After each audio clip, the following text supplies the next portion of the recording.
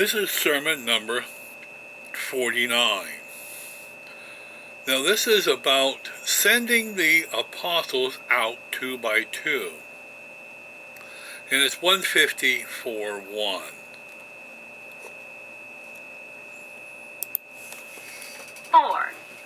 Sending the apostles out 2 and 2.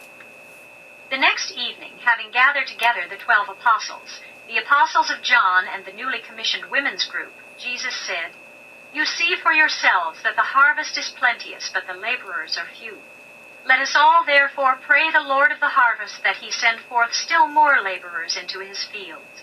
While I remain to comfort and instruct the younger teachers, I would send out the older ones 2 and 2, that they may pass quickly over all Galilee, preaching the gospel of the kingdom, while it is yet convenient and peaceful."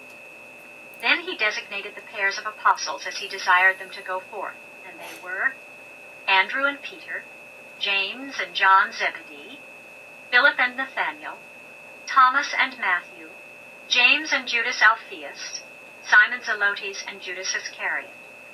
Jesus arranged the date for meeting the 12 at Nazareth, and in parting he said, "On this mission go not to any city of the Gentiles, neither go into Samaria, but go instead to the lost sheep of the house of Israel. Preach the gospel of the kingdom, and proclaim the saving truth that man is a son of God. Remember that the disciple is hardly above his master, nor a servant greater than his Lord. It is enough for the disciple to be equal with his master, and the servant to become like his Lord. If some people have dared to call the master of the house an associate of Beelzebub, how much more shall they so regard those of his household? But you should not fear these unbelieving enemies. I declare to you that there is nothing covered up that is not going to be revealed. There is nothing hidden that shall not be known. What I have taught you privately, that preach with wisdom in the open. What I have revealed to you in the inner chamber, that you are to proclaim in due season from the housetops. And I say to you, my friends and disciples, be not afraid of those who can kill the body, but who are not able to destroy the soul. Rather put your trust in him who is able to sustain the body and save the soul. Are not 2 sparrows sold for a penny? And yet I declare that not one of them is forgotten in God's sight. Know you not that the very hairs of your head are all numbered? Fear not, therefore. You are of more value than a great many sparrows. Be not ashamed of my teaching. Go forth proclaiming peace and goodwill, but be not deceived. Peace will not always attend your preaching. I came to bring peace on earth, but when men reject my gift, division and turmoil result.